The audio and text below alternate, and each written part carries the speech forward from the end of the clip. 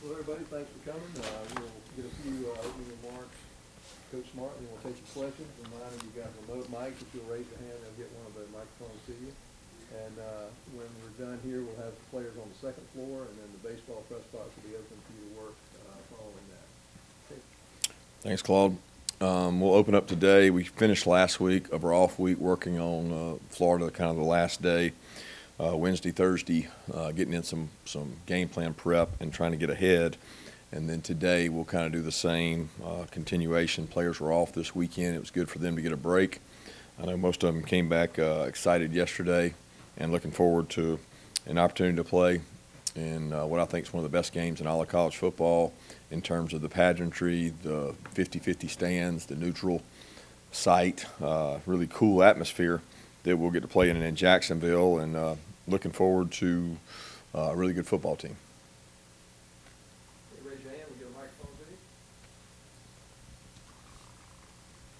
Coach, I'll get the quarterback question rolling today right off the bat for you. I guess, first of all, can you just kind of clarify your comments to Chris Lowe last Wednesday about kind of what you meant about the current situation? And part two of my question is, assuming JT is healthy, how are you going to go about deciding this week who will start the game Saturday against Florida? Well, it's just like I told him, is everything's going to be based on practice, and no decision's been made whatsoever. And he did practice Wednesday and did pretty good, and then he practiced Thursday and did well in terms of didn't have pain before, during, or after, and that's what we're looking for. Is it bothering you today? No. Can you throw today? Yes. Did you throw today? Yes. How does it feel after? Not pain there. And again, we'll continue down that same path today with him and see how he feels. Good thing is he's gotten a good Friday, Saturday, Sunday, really almost 4 days once you count from the last practice to this practice. All the players have. So in terms of that, it'll be based on how practice goes. And no determination's been made, nor will it be made. It's based on performance on the field. And it's just like with our guys that came back from ankle injuries. I mean, they were back, and everybody was asking about Darnell. Well, Darnell was back, and he was 100% of what he could be 100%, but he wasn't really ready to play yet either. So I think it all depends on where JT is and where Stetson is and what gives us the best chance to win. And Stetson's done a good job since he's been playing, and JT's done a good job when he's played. The good thing is we feel like we've got really 3 or 4 good quarterbacks that are ready to play.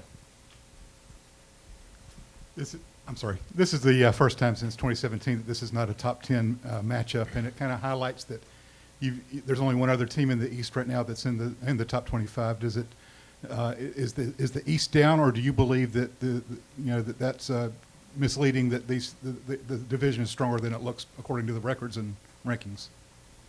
Hard to say. We haven't played everybody on the East. I don't know the answer to that. I know that the SEC is a really tough conference to play in. So when I sit back and watch games on Saturday, there's some really tough games in the SEC, whether it's East, West, East. I mean, it's a tough conference. So a lot of games are decided. They're really close games typically, and Florida's been in a couple of those. They've ended up on the short side of, but they've got a really good football team. And I think the SEC East is a really good conference, really good side of a conference. But who am I to judge when we see each other more than most people do in terms of watching tape and crossover? Kirby, with regard to the quarterback situation, you've handled some pretty difficult, hard decisions over the years. How much is chemistry? Is chemistry part of that? And do you address that in any way? And if so, how with the team? Yeah, chemistry is very important, but I don't typically address it with the team. I don't feel like we have a chemistry issue with either quarterback. I've said repeatedly, I don't think our offensive players really pay attention to or know who's back there most of the time, especially this year where there's been a lot of interchangeable parts. I mean, Carson's gone with the ones, Stetson's gone with the ones, JT's gone with the ones, JT's been out, Carson's been hurt, Stetson's had lower back. I mean, we've had a revolving door in terms of guys that have gone there. I really don't think that it's a big deal for the offensive players in terms of who's in there and the continuity piece. Kirby, is JT limited at all in anything he can do in practice this week? And is it likely that you will see both of those guys? Again, It's going to depend on how they practice and what they do. Is it likely that we will see both of them? I don't know that. I haven't seen practice today. I'd like to see practice today to know a little better about, okay, well, where's he at? Based on Wednesday and Thursday, he was able to throw without pain. That's a step one. Next step is, can I move? Can I throw the accuracy? Can I do all the things that are required to play quarterback? So I don't know if he can do those things just yet, and we'll see. By how we practice this week. Kirby, you've gone up against Coach Mullen plenty. What is it that makes him just a really good play caller, and what are you seeing out of what he's doing this year with the team he has on offense? He always does a great job of utilizing the skill set of the players he has.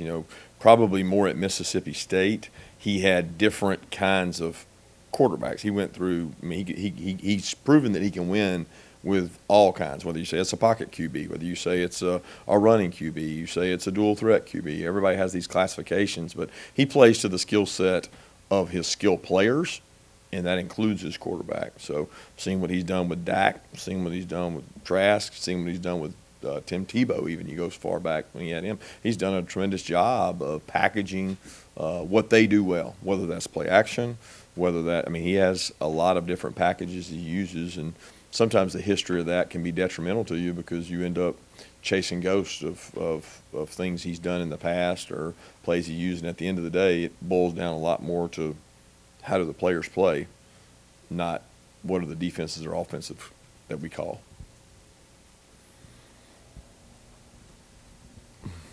Kirby, on the quarterbacks, are you okay with the idea of rotating week to week and even rotating quarterbacks within the game? I'll say it again. I'm really okay with whoever the best guy that gives us the best chance to win is, and that's based on practice and health. And it'll continue to be that way the rest of the year. It's not, the question of are you okay rotating them is really not relevant if they're not both completely healthy.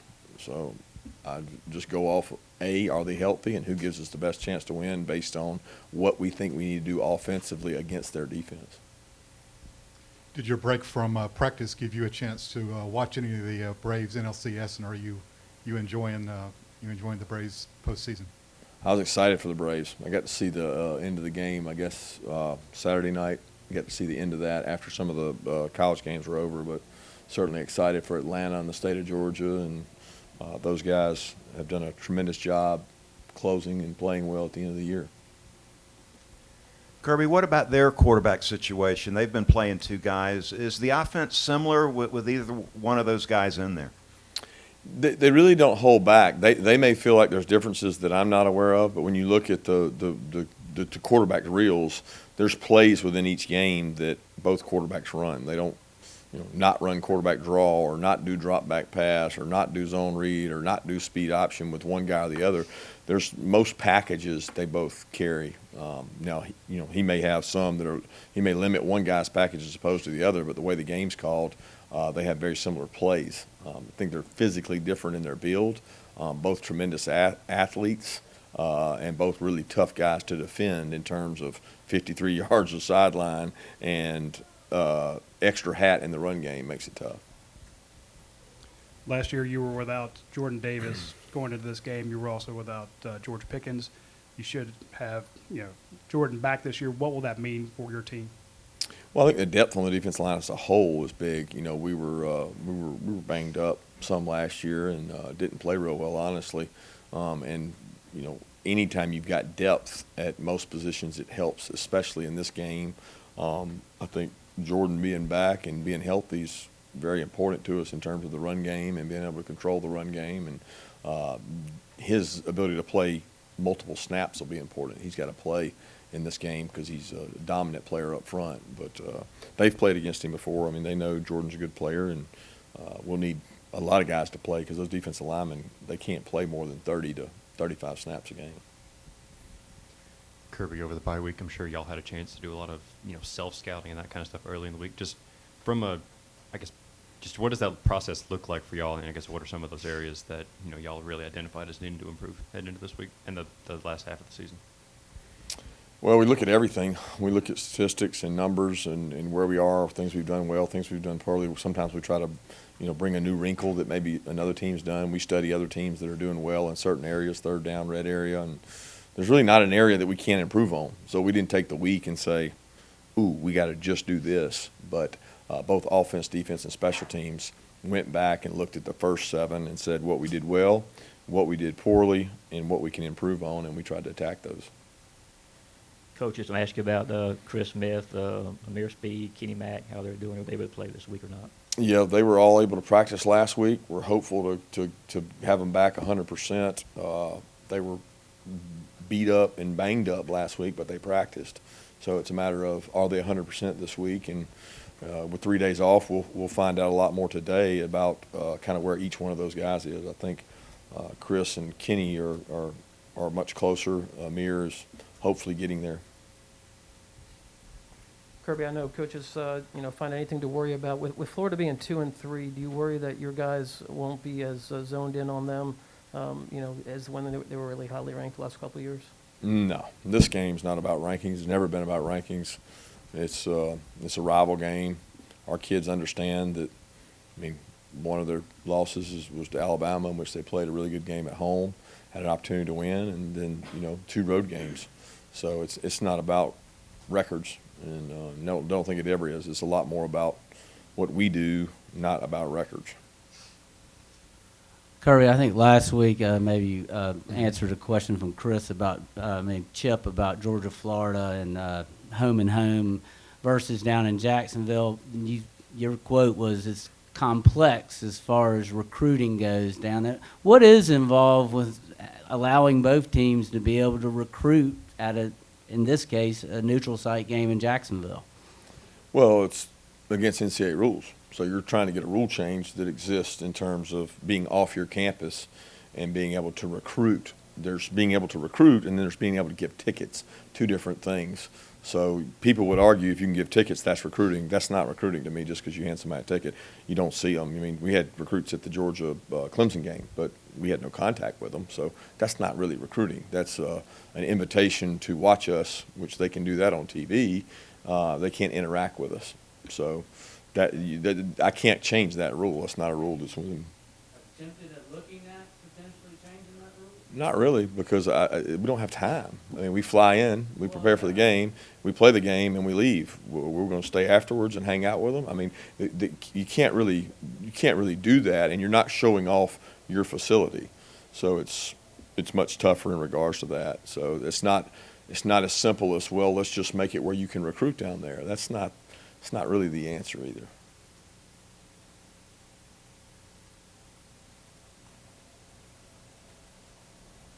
Did the off week help the wide receiver core get healthy, or is that something, again, you're going to have to look at this week? Well, certainly think it's going to help recovery in terms of legs, but Jermaine's had a groin that's been bothering him. We're hopeful that he'll be 100%. He practiced all last week, so the key there is getting those guys. But Rosemy has battled back from the ankle. It continues to improve. Dom and George are probably still a little ways away, and it's one of those deals that we're trying to get healthy, but Arian is much closer, so we hope so. But if anything, it's going to help the guys that are playing's legs in terms of being fresher and being recovered. But, that's all relative because they're coming off an off week too.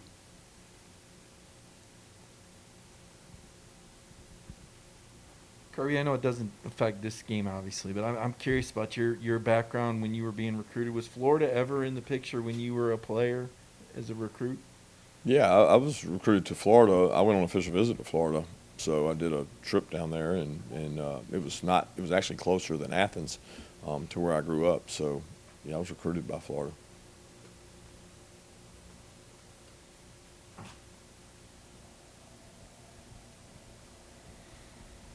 Kirby, how much time did you guys spend in the off week preparing for this game, or was it all just internal working on your team last week?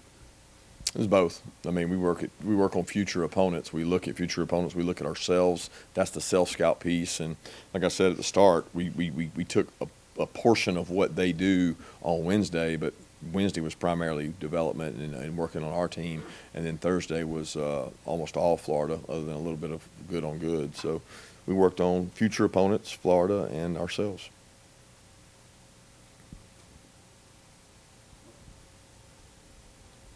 To that end, when you're looking at Florida, what concerns you? Well, I think first you start out with explosive plays. They're either first in the SEC or top 10 in the country in explosive plays. They're a very explosive team in terms of what they do. Their run game has been really special because you talk about the quarterback in the run game, plus their ability to get the ball to three good backs.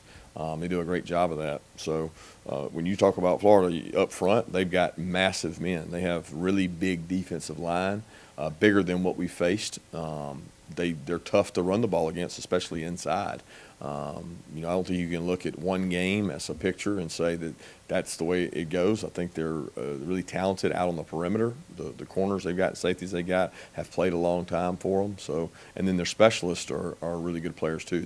They play special teams like we do. You can tell there's a major priority put on it when they're starting receivers and starting running backs and starting linebackers are all over their special teams.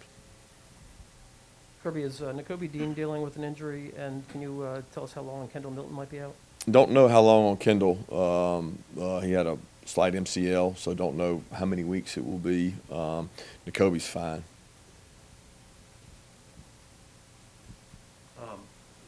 Talking about explosive plays with Florida, your secondary's played pretty good this year, I think, statistically, but I'm interested in your assessment of how the secondary has played, and specifically what the front seven is very well documented, what they've been able to do. How much has that affected their pretty good play to this point? I think our secondary has obviously been very young. They've got a couple experienced players between Lewis, Chris, and DK counting other places, but everybody else is relatively new. They've meshed, they've communicated well. We've made some things simpler for them so that there's not as much confusion there. I think limiting explosive plays in the run game, which is part of the secondary's job, and the pass game is really critical in this game. Can't give up explosives, which we did last year. You can't give up repeated explosives and expect to win games. It's just not going to happen. So we've got to limit those, and I've been proud of the way they played thus far. Kirby, how different is the Florida offense from anything you've seen, or is it similar to anyone that you've played yet? I noticed they were averaging over 500 yards a game, I guess. Yeah, it's very different than teams we've seen because I think Dan's scheme is different. I mean, he's very flexible in what he can do. It's not, one-dimensional. I think, last year you could argue they were a pass-first team. They had really good weapons. They had an unbelievable tight end along with a quarterback and all kinds of weapons around them. They still have weapons now. They're different at the quarterback position, and like I said earlier, he's using their strengths. He's using their strengths to the tune of 500 yards of offense a game, which is pretty special. And he's always been able to generate offense and play really good offense because he's flexible in what he does. Coach, you were on that 1997 team, correct, when Georgia beat Florida? Yes. Do you remember anything about that game and kind of breaking that streak? And, what was your kind of thoughts towards Florida when you finally chose Georgia? And when did that finally come about? It came about whenever Georgia offered me, which was right about signing date. So that's as soon as they offered, I decided to come, but it was late in the process. As far as that game, it was, Georgia, Florida, in Jacksonville. It was a big game, but we were heavy underdogs, and they were probably the more talented team, to be honest. But it was a good upset. They had a lot of injuries, and we were able to capitalize on some turnovers.